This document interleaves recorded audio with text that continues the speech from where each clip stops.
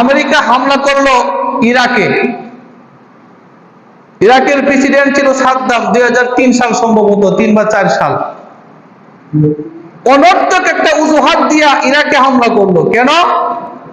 ইরাকে president সাদ্দামকে Bush তখন বলছিল, তুমি শক্তিশালী অস্ত্র তৈরি করেছ।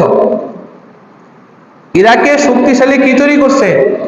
অস্ত্র তৈরি করছে, বানাইছ। তুমি কেন বানাইলা? তুমি অন্যায় করছো। সাদ্দাম বলল, আমি বানাই নাই।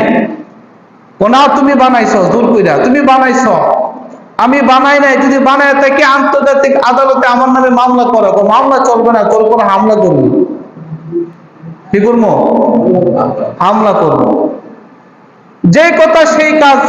ইরাক হামলা করা হলো, সাদ্দামকে গ্রেফতার করা হলো। মুসলমানদের সবচেয়ে আনন্দের উৎসবের দিন, খুশির দিন ঈদ উল আজহায় সাদ্দামকে ফাঁসি দিয়ে গোটা বিশ্বের মুসলমানদের অন্তরে আঘাত দিল। কথা ঠিক কিনা? আফগানিস্তান যখন হামলা হইল, গোটা বিশ্বের মুসলিম রাষ্ট্রগুলো চুপ। ইরাক যখন হামলা হলো, গোটা বিশ্বের মুসলিম রাষ্ট্রগুলো চুপ। ঈদের দিন প্রেসিডেন্ট সাদ্দামকে ফাঁসি দিয়ে আঘাত করে মুসলমানদের আনন্দময় ঈদকে বিষাদে পরিণত করলো। সব মুসলমানেরা চুপ।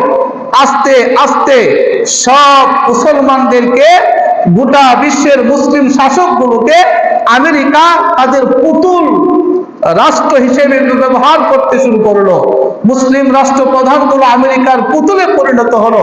আমেরিকা যেভাবে বলে সেভাবেই তারা চলে।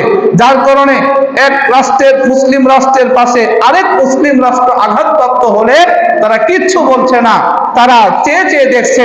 রাসূলুল্লাহ সাল্লাল্লাহু আলাইহি ওয়াসাল্লাম এই দিকে ইঙ্গিত করে বলছিলেন, গোটা বিশ্বের অবস্থা, মুসলিমদের অবস্থা একদিন এমন হবে যে খড়কুটা প্রবাহমান নদীর মধ্যে রাখলে যেমন সরিয়ে নিয়ে যায়, প্রবাহমান নদী যেমন খড়কুটা সরাইয়ে নিয়ে যায়, মুসলমানদের ঈমানও সেভাবে চলে যাবে।